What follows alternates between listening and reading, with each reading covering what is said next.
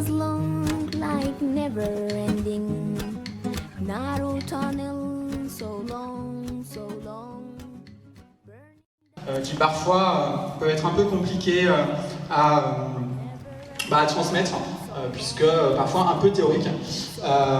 Et donc c'est de ce constat qu'on a décidé d'organiser cet événement ce soir et d'apporter de l'humanité à un sujet aujourd'hui qui est un sujet qui est extrêmement médiatisé, mais médiatisé de manière très négative.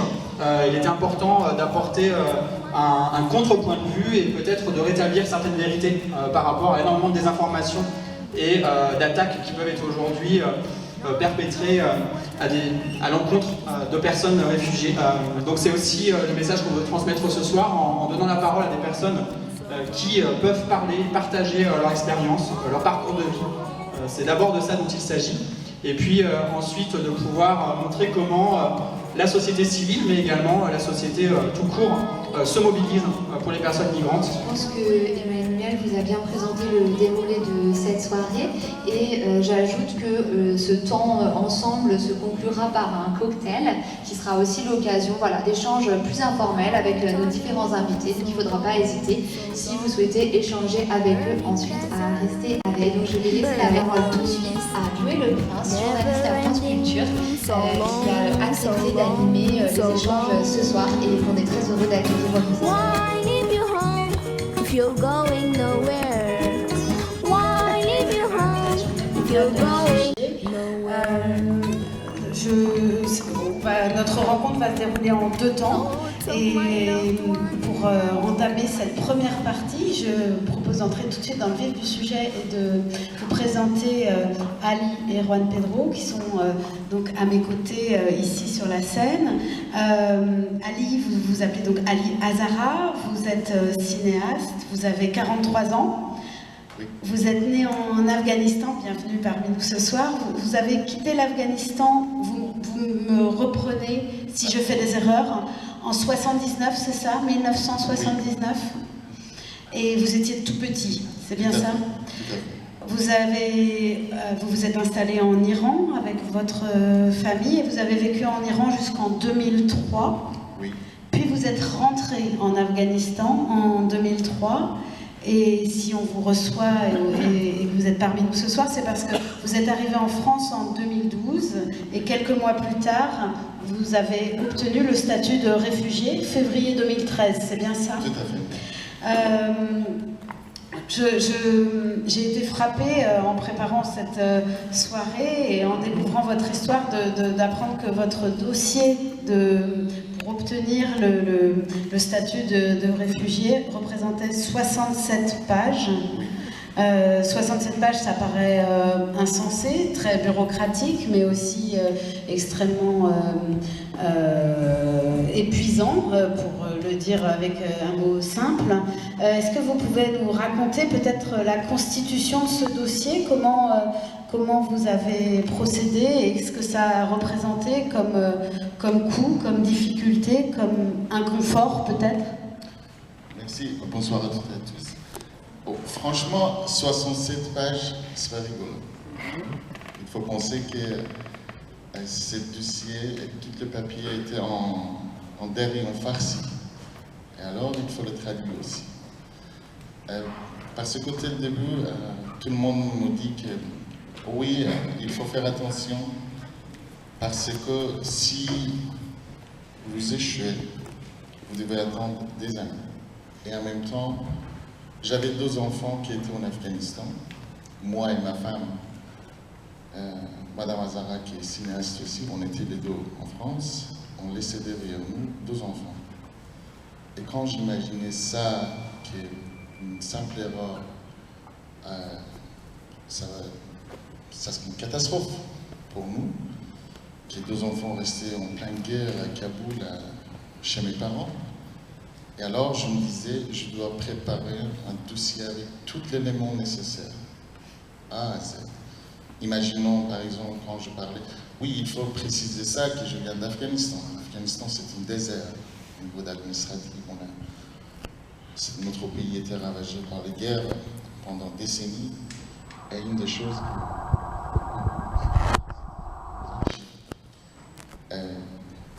moi. Vos archives personnelles, L'archive de les pays archives aussi. administratives. Déjà, ça n'existe pas beaucoup.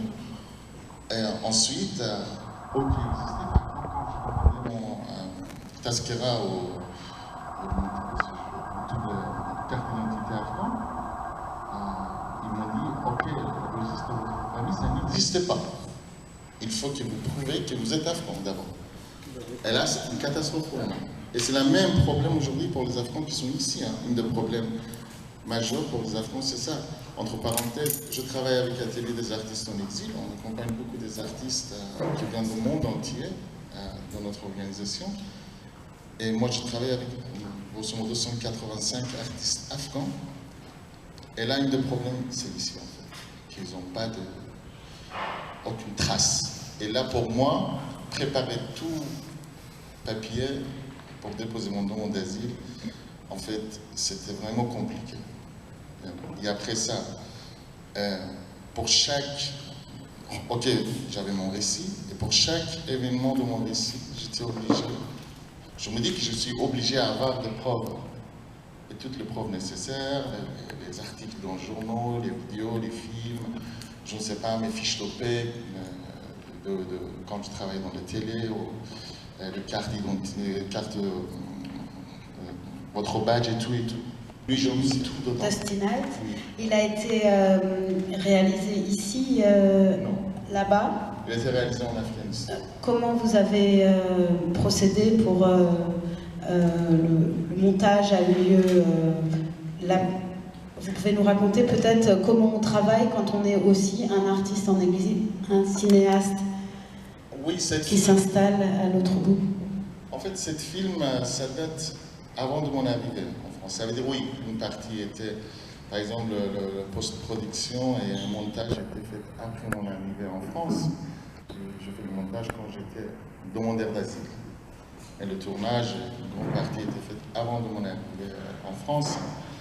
Et c'était un film d'un étudiant de cinéma, en fait. Et je l'ai fait avec Atelier Varan, je pense qu'il y a beaucoup de monde qui connaissent. Les Ateliers Varan à Paris ici. Qu'il avait travaillé beaucoup à Atelier Varan en Afghanistan. Je voulais remercier ici parce que c'est eux qui...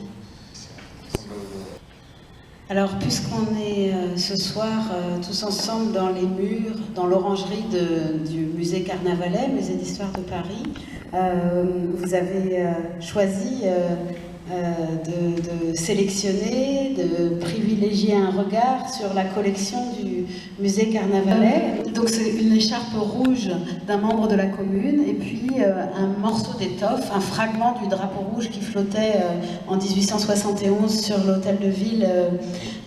Parce que ça représente pour vous et nous expliquer pourquoi ces fragments-là d'histoire. C'est tout pour un jeune garçon réfugié afghan en Iran. Et ensuite, quand je grandis un petit peu, vers 14 ans, 15 ans, je lisais quelque part l'histoire de la Commune de Paris. Et ça m'a façonné. À quel âge? 15-16 ans. 15-16 ans. Ouais.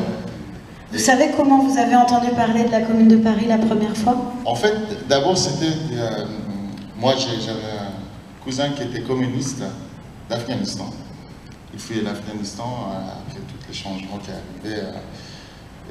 arrivaient de Moudjahidine. Est-ce que, une fois que vous êtes à Paris, la réalité de la vie d'un cinéaste afghan en exil...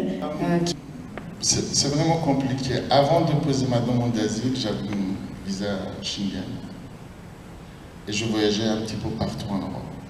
En Norvège, Suède, Danemark. Mais j'avais beaucoup de famille partout. Mais enfin, moi et madame, on a décidé de rester en France. Pourquoi? Parce que, en fait, les choses qui ça impressionnait vraiment, c'était quoi? En France, on a quand même un petit peu plus que d'autres pays européens, à Paris, je veux dire. On avait un petit peu cette idée qu'on peut vivre côte à côte. Il y a beaucoup de monde qui vient de partout. Ça, c'était au début quand je regardais. C'est vrai qu'après, voilà, quand je m'ai installé ici, j'ai commencé à vivre ici vraiment, entrer dans la vie quotidienne. On est très loin, quand même, on est très loin. Mais il y a des espoirs. C'est ça qui, pour moi, c'est très important en France. Il y a des espoirs. Il y a des gens qui ont cette valeur de cohabiter ensemble, qui laissent ce droit de vivre pour les autres aussi, eux qui ne sont pas ces droits chez eux. C'est un petit peu compliqué de répondre à ça, mais je pense que cet espoir quand même reste en moi toujours. J'ai une toute dernière question et puis après on pourra échanger à la fin de la rencontre tous ensemble. Mais il me vient une dernière question qui est, vous êtes arrivé donc il y a 11 ans à Paris. Est-ce que de votre point de vue, tel que vous le vivez au quotidien, la situation, le climat d'accueil s'est dégradé? Est-ce que vous avez ce sentiment-là ou... Oui, ça on peut le sentir. Évidemment, il y a plus de facilité quelquefois dans certains termes, par exemple, le temps qu'un demandeur d'asile doit passer pour obtention d'une statue ou avoir un rejet, c'était réduit. Et en même temps, quand je regarde, je peux dire oui, c'est de plus en plus compliqué, et c'est plus difficile. Et quand je parle avec d'autres réfugiés, je le vois aussi.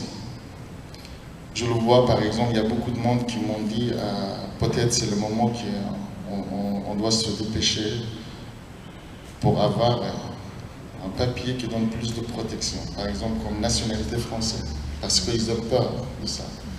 Parce qu'il dit qu'on voit que l'extrême droite peut être arrivée au pouvoir, on ne sait pas le lendemain avec le prochain gouvernement, qu'est-ce qui va se passer avec nous, et on a des enfants ici.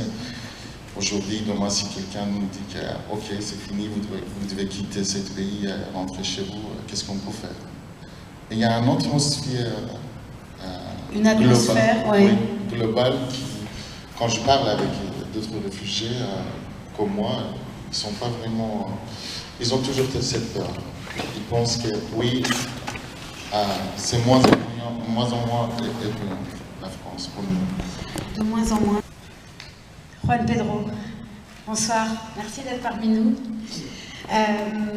Je vous dis quelques mots de qui vous êtes, et puis après vous nous raconterez à votre tour.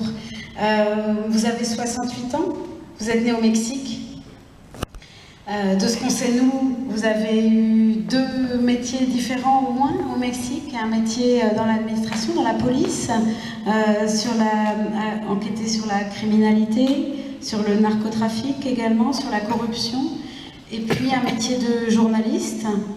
L'année de l'exil pour vous, c'est 2007, c'est bien ça? 2007. Vous partez au Canada. Votre fils était réfugié à Montréal, c'est ça? Je me trompe pas? Et puis en France, 2013, qui est l'année où Ali a son statut de réfugié. Vous arrivez en 2013 et vous arrivez par le rôle des associations, aidé par des associations, Reporters sans frontières, Amnesty International, c'est ça? Oui, CIMAD. Et la CIMAD. Entre autres. Ce sont eux qui vous ont aiguillé vers la France, qui vous ont... Comment ça s'est fait, le choix de la France, ou en tout cas le fait d'arriver en France? Est-ce que vous pouvez nous raconter cela? Bien, j'aimerais raconter trois choses très petites. Déjà, comme à 68 ans, des fois la mémoire n'est pas optimale. Mais je ne veux lire 3 pages, sinon dire 3 points qu'on a été les détonantes pour sortir de mon pays. Parce que les premières questions qu'on doit poser à moi-même après 50 ans, c'est pourquoi est-ce que je veux sortir tout, laisser tout derrière moi et sortir sans le destin précis. Et depuis des 50 ans, 28 ans de travail, que j'ai eu le confort des produits de travail. Donc je me suis dit, c'est une décision difficile, on doit avoir vraiment une raison de quitter tout, perdre la famille et venir à un avenir sans certesse. Exact. Donc, c'est la première question. Le deuxième point, c'est que j'ai eu les contacts avec des organisations internationales de l'ONU, de l'HCR, c'est l'autre comité de refuge pour réfugiés. Au Mexique, vous étiez encore au Mexique, c'est vous qui allez vers eux? Oui, oui. Les choses, c'est qu'à l'époque 1980, a été détonée la guerre civile au Guatemala et il y a eu une migration massive à l'intérieur de mon pays et j'ai été désigné comme officiel du registre d'immigration car mon carrière, on peut dire comme ça, la coordination entre différentes autorités au Mexique, les autorités militaires, les autorités judiciaires et l'immigration dans le ministère de l'Intérieur. J'ai vécu la guerre de pouvoir et des intérêts des associations, des organismes et même à l'intérieur du gouvernement mexicain, à l'intérieur aussi de l'armée mexicaine. Parce qu'à un moment donné, il y a une sorte de complicité entre l'armée du Guatemala et l'armée du Mexique pour effacer de la terre le communisme. C'est l'idéologie au moment donné.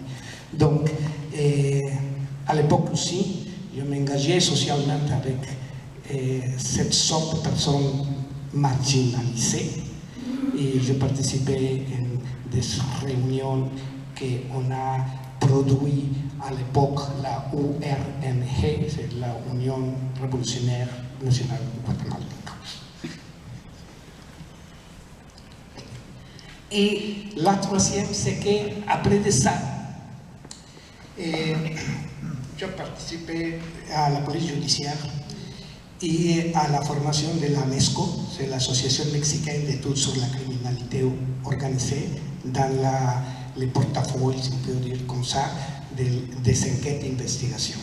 À l'époque, j'ai reçu la formation professionnelle de l'État mexicain. Je suis devenu polygraphiste, ça se dit les personnes spécialisées en l'utilisation dans les interrogatoires ou interviews de l'appareil qui s'appelle détecteur de messages. Et toutes ces sont les trois situations qui m'ont mené à la ligne de l'étranger pour ma famille. Et en certains moments, après de recevoir des menaces, fusillades à la maison, je me suis dit, ok, je m'aime beaucoup plus vivante que... Et ça, en 2007, je suis allé au Canada. Et à l'époque, mon fils était réfugié au Canada aussi pour la même raison politique, idéalisme et tout ça, et à la Colombie-Britannique. Province à côté du Pacifique du Canada.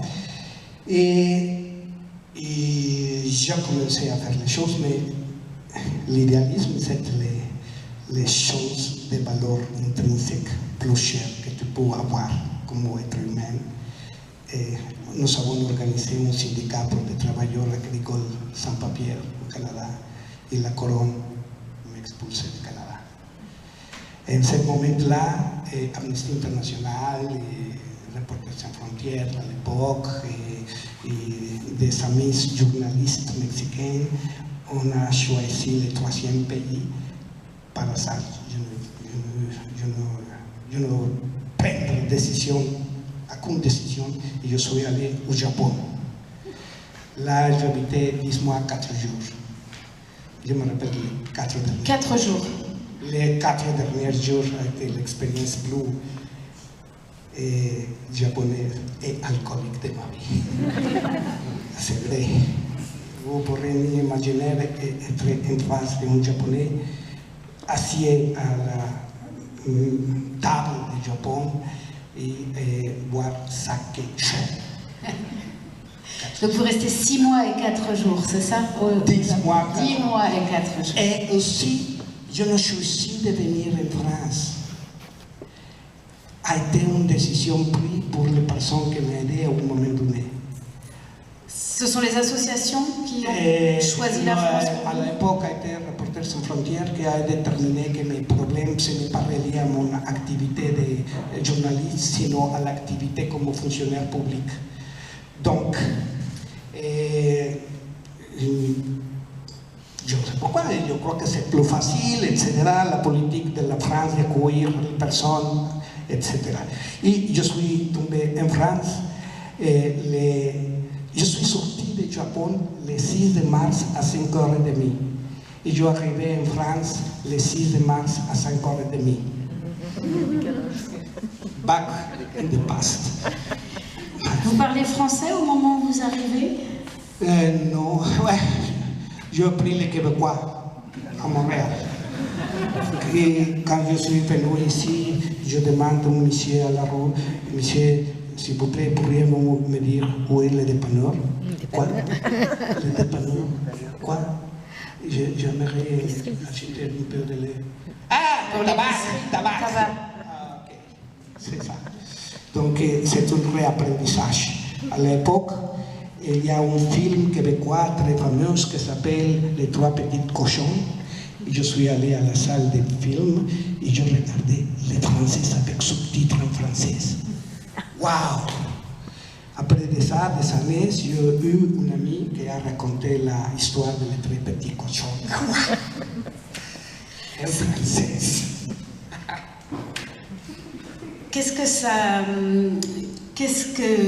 Quand on a préparé cette rencontre, vous disiez ce que pouvait représenter la France pour vous quand vous arrivez. Vous insistiez sur l'accès à la culture.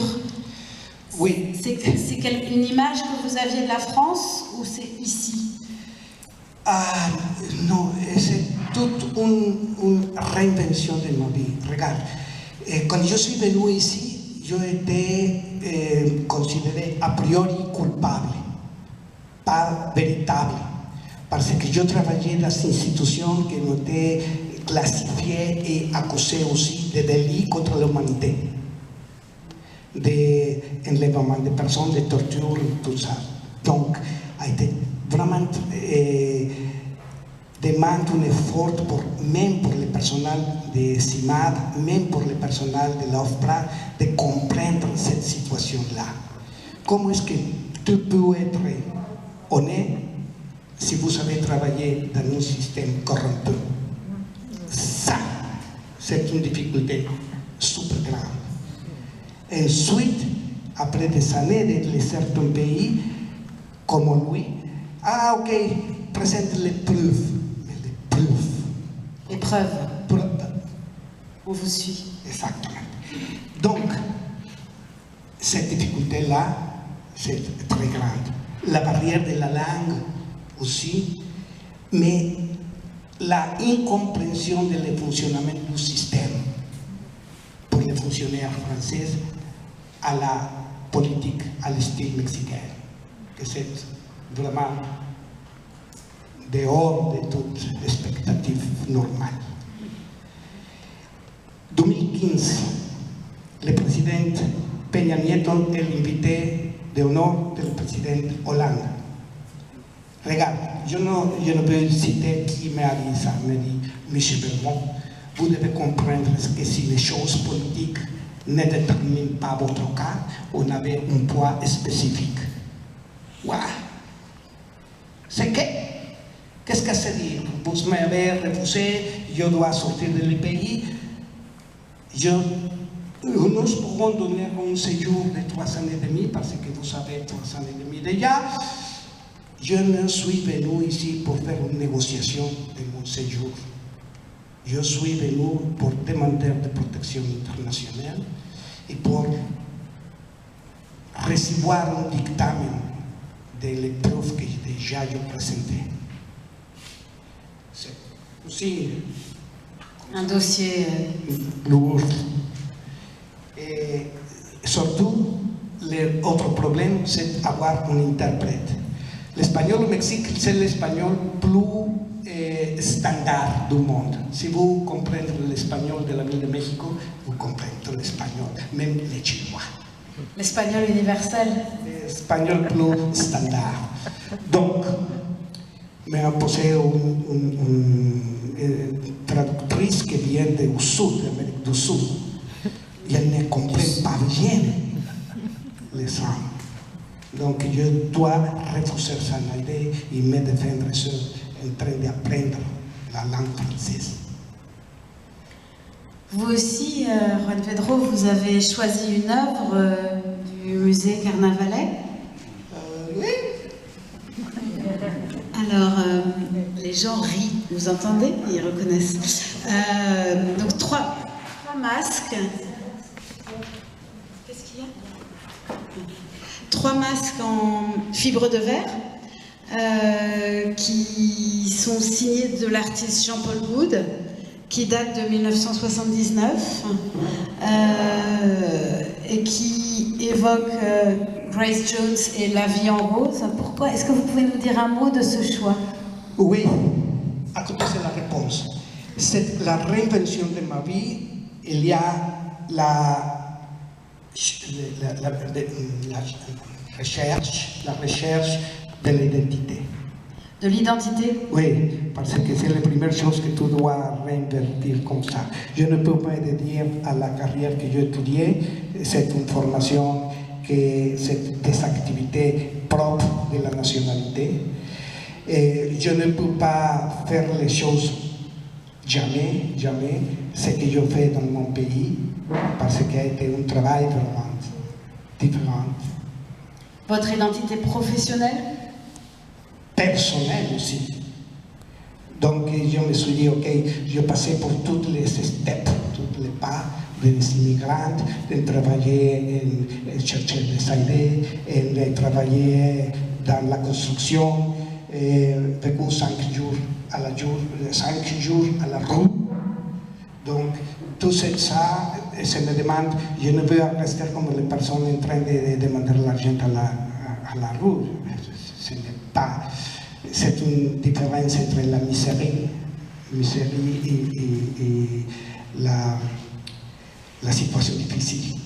Donc, je me réinventais en train de découvrir l'art musical. Je jouais l'harmonica, le blues.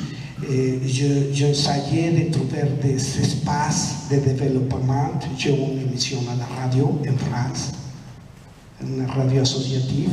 C'est la plus vieille, il y a 2 plus vieilles stations associatives de radio à Paris, Radio Libertaire et Fréquence Paris Pluriel. Dans 106.3 de l'FM. Ça, c'est un défi personnel. Cette réinvention de l'identité. Oui, regarde, je suis condamné par l'autorité au Canada d'aller à la psychologue. Le psychologue m'a envoyé à le psychiatre. Le psychiatre m'a donné toute la série de pilules pour devenir normal.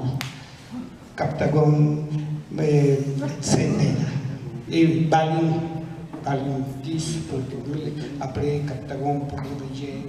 Et l'état de dépression, c'est profond. Je passais ici 10 jours dessous de la lit, en train de sortir à travailler. Les peurs, je ne sais de quoi, mis de la lit, littéral. Je dormis 18 heures par jour, à certaines époques.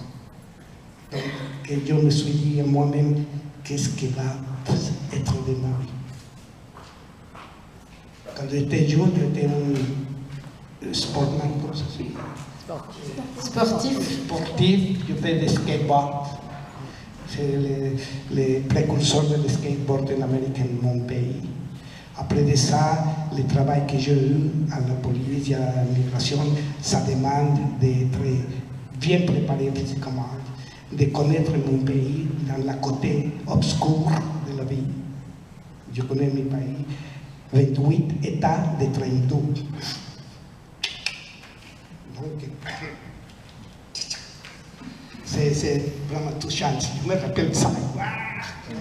Mais Est-ce que ce sera ma dernière question, Juan Pedro, est-ce que le statut de réfugié, ça aide à se réinventer? Est-ce que c'est une étape dans cette réinvention? je crois que oui, c'est la partie pleine de toutes les fautes, c'est l'espoir de l'avenir, mais il y a une petite chose qu'on reste comme petit stigma, l'âge. Tu es à une rencontre d'entretien de travail, ok, il y a un petit erreur dans le CV, c'est que vous avez né en 1955? Oui. Ok, nous allons regarder ton dossier ici. Une discrimination. Pas de discrimination, une décision en termes de besoins industriels ou de besoins d'affaires. Parce qu'il y a à côté de moi une personne de 45 ans qui a des problèmes, mais il y a 2 personnes de 30 ans qui doivent être engagées. C'est le problème. Ali, est-ce que vous diriez aussi que vous êtes passé par Est-ce que vous diriez que vous êtes passé aussi par ce processus de réinvention? Parce que votre dernier film, vous nous expliquiez justement qu'il avait été tourné hors de France, monté et la post-production ici en France. Vous étiez cinéaste avant, vous êtes cinéaste aujourd'hui, investi auprès d'autres artistes. Est-ce que vous aussi, vous avez traversé cette étape? En fait, je pense que c'est plus compliqué que ça pour quelqu'un comme moi. Je viens d'une minorité d'Afghanistan qui était persécutée pendant 150 ans. Voilà. Mon père était réfugié en Iran. J'étais élevé comme un réfugié sans papier en Iran. Et après, en France, rentré en Afghanistan, là-bas aussi vous êtes un petit réfugié. Parce que vous ne connaissez pas cette culture. Et là, ici en France, aussi, et là il y a une 3e génération qui est réfugiée, mes enfants. Ça veut dire qu'on a 3 générations qui sont passées. The road was long, like never ending. Narrow tunnel, so long, so long. Burning desert, burning loneliness. Never ending, so long, so long, so long. Why leave you home if you're going nowhere? Why leave you home if you're going nowhere? Thoughts of my loved one run through my head. But will I ever return again? Not a drop of water, had to stop breathing. Run in the night, so long, so long, so long. Why leave you home if you're going nowhere? Why leave you home if you're going? Why leave you home if you're going nowhere? Why leave you home if you're going nowhere?